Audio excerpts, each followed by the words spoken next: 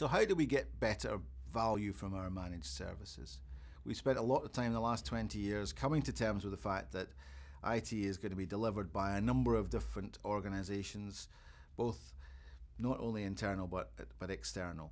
We've gone from simple support outsourcing to application development outsourcing to cloud services, infrastructure services. All those things are part of the same process whereby we need to go outside our own organisation and buy services in.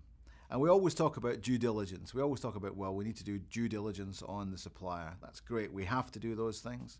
We need to do due diligence on ourselves first. We need to understand what it is we're trying to achieve. We need to be clear about that.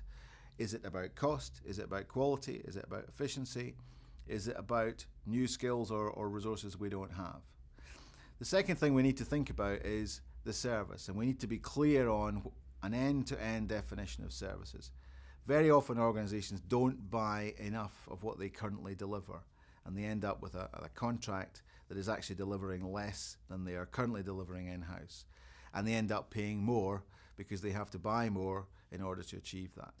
So spend a little bit more time thinking about what are all the dependencies of that services, what are all the outcomes, and make sure that they are included in your procurement.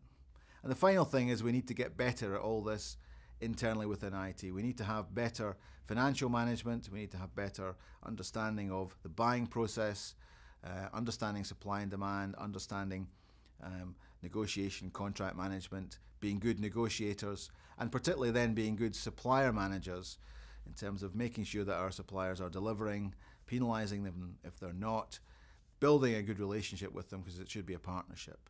So we need to understand what it is we want to do. We need to understand what our services are and our expectations are. And most of all, I think we need to get better at doing contract management, procurement, and supplier management.